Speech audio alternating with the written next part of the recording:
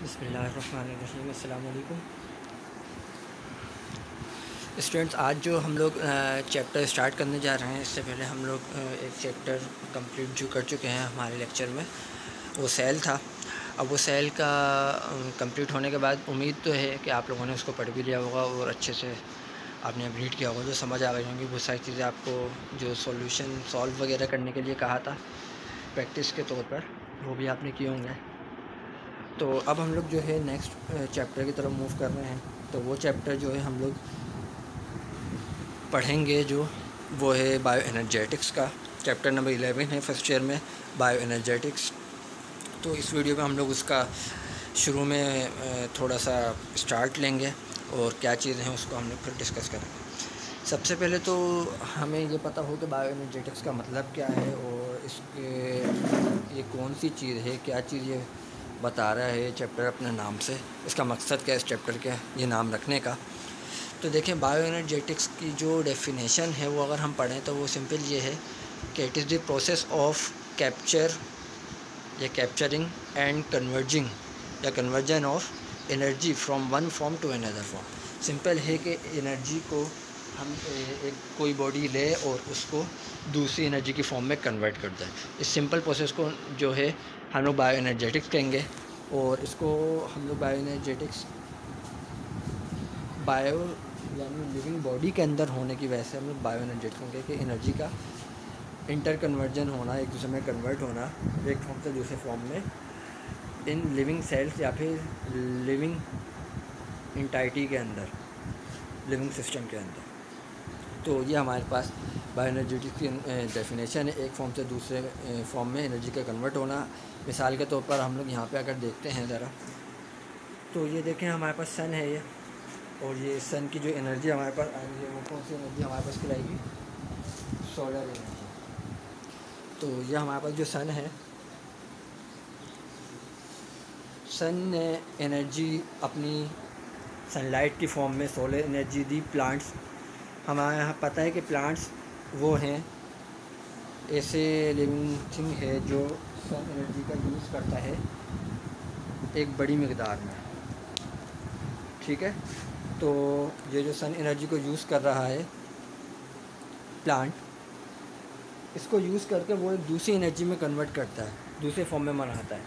क्या करता है कि सन एनर्जी को एब्जॉर्ब करता है और उसकी एब्जॉर्बिंग के बाद प्लांट क्या करता है कि अपना फूड का प्रोसेस मुकम्मल करता है। अपने फूड का प्रोसेस मुकम्मल करने के लिए प्लांट को एक प्रोसेस परफॉर्म करना पड़ता है, वो कहलाता है फोटोसिंथेसिस।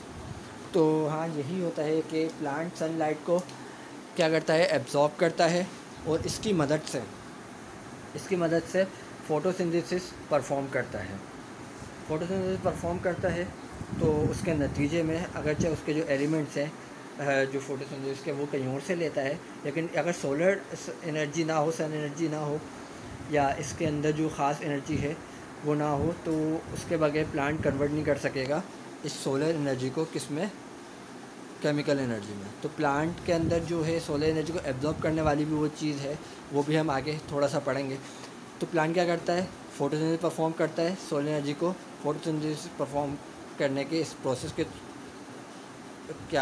प्रोसेस को परफॉर्म करने के बाद दूसरी एनर्जी में, जिसको हम कहते हैं केमिकल एनर्जी, उसमें कन्वर्ट कर देता है। वो केमिकल एनर्जी क्या है जो बनती है एज अ रिज़ल्ट, वो ग्लूकोज की फॉर्म में बनकर आती है।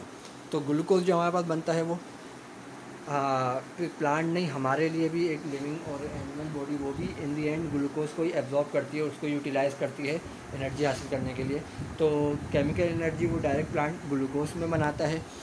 अब क्या करते हैं एनिमल, क्या करते हैं, वो केमिकल एनर्जी जो लेते हैं, जब प्लांट भी खुद भी उस केमिकल एनर्जी का, ग्लूकोज का यूज़ करते हैं और उसको कन्वर्ट करते हैं। जब रिस्पायरेशन परफॉर्म करते हैं तो उसको केमिकल एनर्जी से मैकेनिकल एनर्जी में कन्वर्ट कर देते हैं। तो मैकेनिकल एनर्जी क्या है, ये एटीपी है। एटीपी हमारे पास क्या होता है, एटीपी हमारे पास, इसकी अगर फुल फॉर्म बात करें तो एडेनोसिन ट्राइफॉस्फेट ये कहलाता है।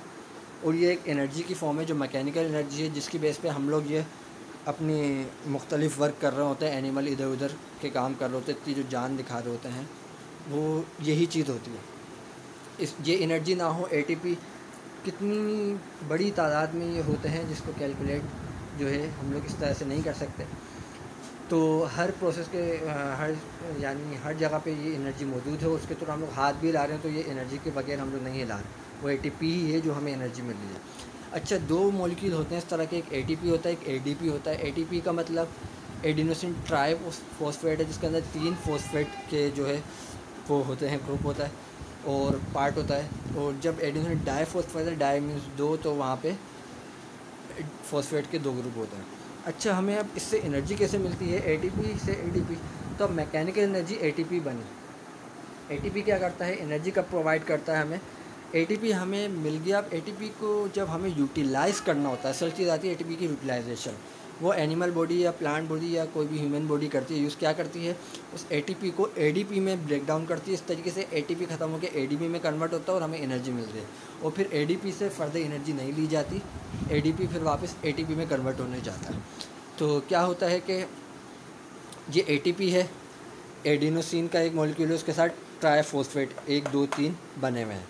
उसके बाद क्या होता है, जब ये हमें एनर्जी चाहिए होती है तो एटीपी ब्रेक डाउन होता है एडीपी में, एडिनोसिन डाईफॉस्फेट, और ये तीसरा देखना फॉस्फेट यहाँ पे ब्रेक डाउन हुआ हुआ है।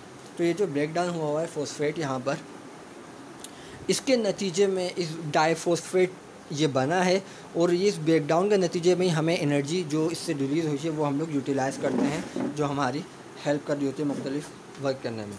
तो वो एनर्जी की जो मकदार होती है, एक एडिनोसिन ट्राईफॉस्फेट डाईफॉस्फेट बनने में और उसका एक फॉस्फेट ग्रुप के अलहदा होने में जो एनर्जी एक मिलती है ब्रेक डाउन के नतीजे में, वो होती है 7.3 किलो कैलोरी।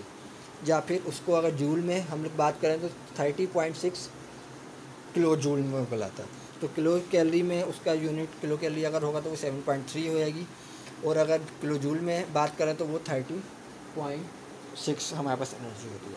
तो ये हमारा थोड़ा सा इंट्रो था किस तरह से हम लोग एनर्जी की कन्वर्जन होती है। 2 मेन प्रोसेसेस हैं जो हम लोग पढ़ते हैं यहाँ पे इस चैप्टर में, जिसके अंदर एनर्जी का कन्वर्जन होती है और इसके वजह से प्लांट और एनिमल जो एनर्जी हासिल कर रहे होते हैं। पहला 1 है, उसको हम लोग कहेंगे